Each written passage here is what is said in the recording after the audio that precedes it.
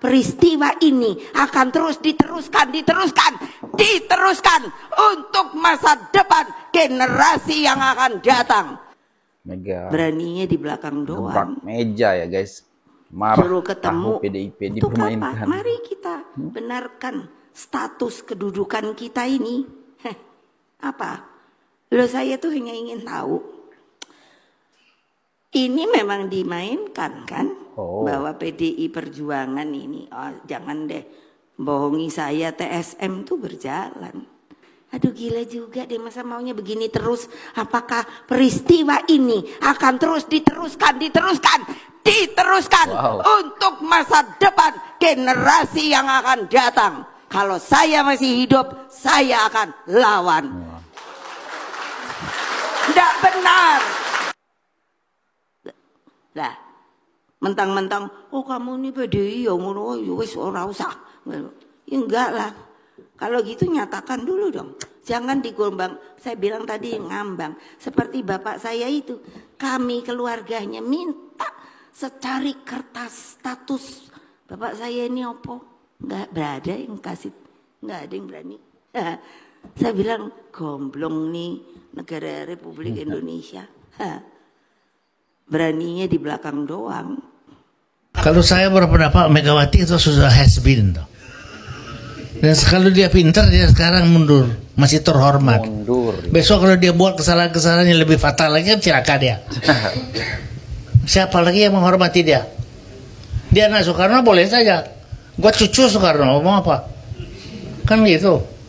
Ini parah. PDI Perjuangan akan bekerja sama dengan pemerintahan Prabowo Subianto, namun tidak mengirimkan kader garis miring anggota PDI Perjuangan sebagai anggota kabinet pemerintahan Prabowo Subianto. Ini parah.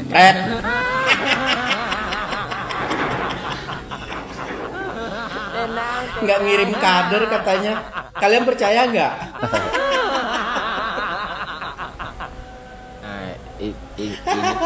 Karena kalau udah gabung ngirimin. Sekarang aja ngomong nggak ngirimin. Iya juga ya. Jangan mau Pak Prabowo, jangan mau. Pokoknya jangan mau. Kami sebagai pendukung Pak Prabowo, kami nggak rela PDIP ini masuk ke pemerintahan. Nggak rela sama sekali Pak. Pemerintah itu butuh oposisi Pak. Biar balance gitu jalannya roda pemerintahan ini. Jangan masuk ke pemerintahan semua. Rakyat yang jadi korban nanti Pak. Pokoknya nggak rela, biarin aja PDIP jadi oposisi Pak. Dengerin kami Pak, para pendukung Bapak. Nggak bakal efektif nanti Pak jalannya roda pemerintahan ini. Kan di situ ada Mas Samsul. Udah jelas-jelas mereka itu alergi sama Mas Samsul. Yang dia hormati hanya Bapak doang. Sementara wakil Bapak tidak. Makanya kami mohon Pak, mohon dengan sangat jangan diajak bergabung Pak, mohon ya. Biarin aja dia mengontrol jalannya pemerintahan ini Pak. Biarin dia berada di luar pemerintahan. Itu pesan kami Pak sebagai pendukung Bapak. Mohon jangan diajak, mohon. Bapak masih ingat kan perjanjian batu tulis? Gimana kekecewaan Bapak waktu itu? Nih saya putar ini videonya. Oke, kita dengar. Kalau Anda manusia dan Anda di pihak saya kira-kira kecewa atau tidak? Ya Anda menilai saja gitu. Saya sudah minta ya cukup lama lah, beberapa bulan gitu. Saya tidak mengerti apa salah saya karena saya selalu menghormati beliau dan saya tidak merasa berbuat apa-apa. Ya. Saya menjaga karena saya ingin kebaikan untuk negara dan bangsa kita. Ya, jadi itu. Tuh kan, masih ingat kan? Makanya Pak mohon jangan diajak. Sudah aja PDIP itu udah bagus jadi oposisi. Karena kalau mereka jadi oposisi, mereka tuh merakyat banget Pak, memperhatikan rakyat. Makanya bagus kalau dia jadi oposisi. Jangan masuk lagi ke pemerintahan, mohon ya Pak, mohon. Semoga Pak Prabowo dan Partai Gerindra atau Kim Plus itu mendengar keluhan-keluhan kami ini sebagai pendukungnya gitu ya. Mohon Pak jangan diajak, jangan. Kami masih ingat kekecewaan Bapak waktu itu, waktu Partai PDIP mengingkari perjanjian batu tulis itu. Kami masih ingat Pak. bagusnya PDIP itu di oposisi Pak, bukan masuk ke pemerintahan. Nanti kalau semuanya masuk pemerintahan, rakyat yang jadi korban Pak, nggak ada lagi pengontrol jalannya pemerintahan ini, begitu loh Pak. Jadi harus ada yang di luar. Nah itu udah cocok sama PDIP, seperti yang mereka lakukan di zaman Pak SBY 2 periode. Biarin aja mereka di luar pemerintahan. Gunanya untuk apa ya? Untuk mengontrol jalannya roda pemerintahan ini, begitu loh. Kalau semuanya bergabung ke pemerintahan, buat apa pemilu gitu kan? Aduh, ya. Jadi sekali lagi, pemerintah itu butuh oposisi, bukan hanya sekedar posisi. Oke Pak? Ya, oke ini. Ucapan terima kasih yang setulus-tulusnya saya sampaikan kepada seluruh rakyat Indonesia dimanapun kalian berada atas pelurusan sejarah Bung Karno tersebut. Ucapan terima kasih juga saya sampaikan kepada Presiden Prabowo Subianto yang telah merespon surat pimpinan MPR RI terkait tindak lanjut pemulihan nama baik dan hak-hak Bung Karno sebagai Presiden Republik Indonesia pertama. Itu bukannya Pak Jokowi ya Pak? Oke, apa? Kita dengar dulu ya guys.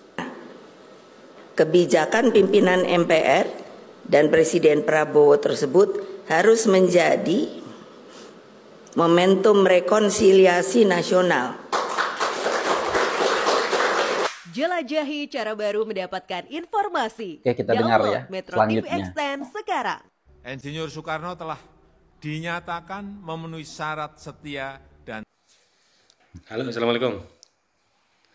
Jelas-jelas dengan jelas dan tegas, ini Pak Jokowi loh, yang meluruskan sejarah. Iya.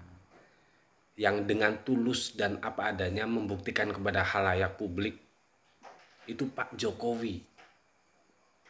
Kenapa Ibu Mega tidak mau menyematkan nama Pak Jokowi bahwa beliau yang telah memulihkan nama Pak Soekarno, juga meluruskan sejarah. Iya ya. Dengan berterima kasih dengan Pak Prabowo.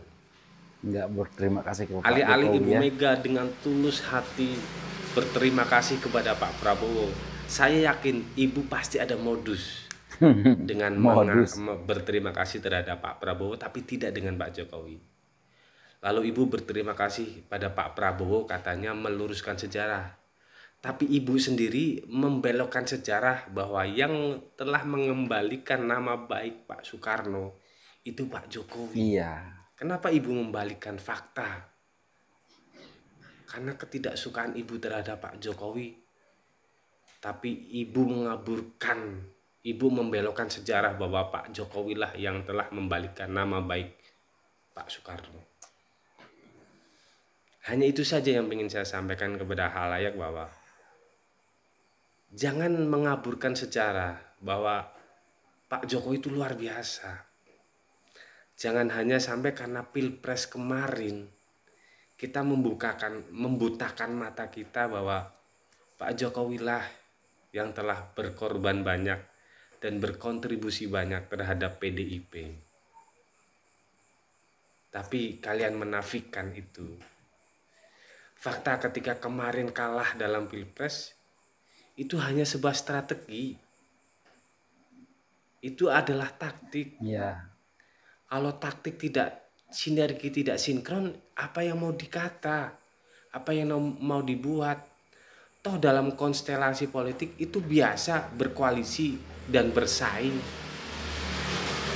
Pak Anies dulu satu kubu dengan Pak Jokowi. Pak Prabowo dulu satu kubu dengan Ibu Mega. Ibu Mega pun dulu berkoalisi dengan Pak Surya Paloh. Tapi suatu saat Anies berbeda dengan Ibu Mega. Ketika itu SBY berseberangan dengan Ibu Mega.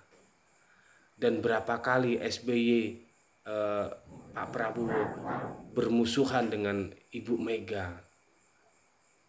Lalu Surya Paloh tidak mau disalami oleh Ibu Mega. Hari ini Pak Jokowi disematkan sebagai pengkhianat oleh kalian. Dan sekarang dibolokkan fakta bahwa Pak Jokowi lah yang telah membalikan nama. Tapi kalian nafikan itu. Iya, iya.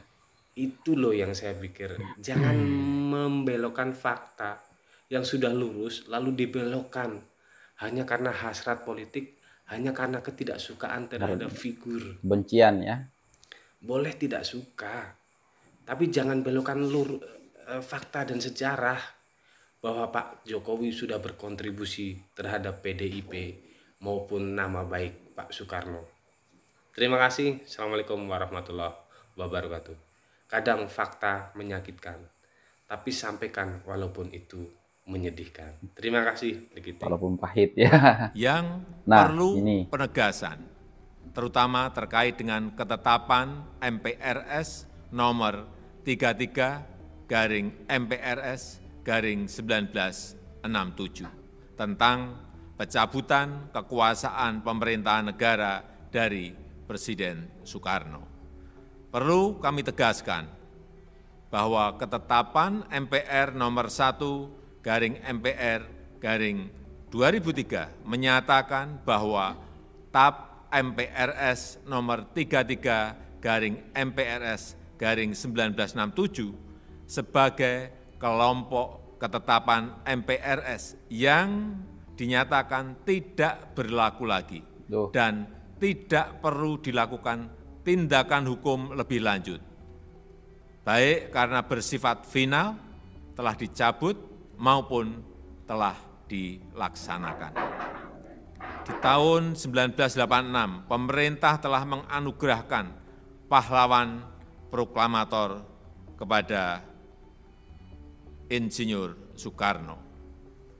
Dan di tahun 2012, pemerintah juga telah menganugerahkan gelar pahlawan nasional kepada almarhum Insinyur Soekarno. Artinya, Insinyur Soekarno telah dinyatakan memenuhi syarat setia dan tidak mengkhianati bangsa dan negara, yang merupakan syarat penganugerahan gelar kepahlawanan. Ya, sebenarnya Pak Jokowi lah ya yang bisa dibilang membersihkan nama Bung Karno. Tapi Bu Megawati di sini berterima kasih kepada Pak Prabowo, ya kan?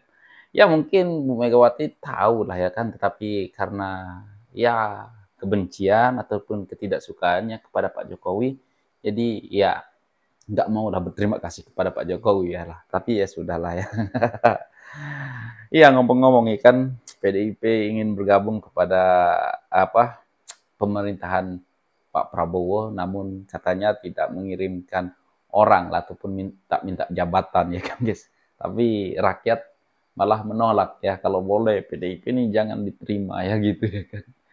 Ya para pendukung Pak Prabowo menolak ya kalau PDIP masuk ke koalisi Indonesia Maju.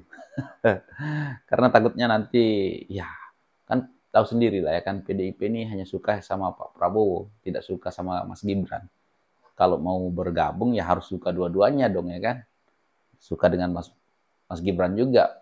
Aduh, kalau satu-satu suka sama Pak Prabowo saja ya baik di luar aja gitu ya kan. Emang parah lah ya kan. Tapi apapun lah ya, tadi di awal video yaitu Bu Megawati bisa dibilang gebrak meja ya.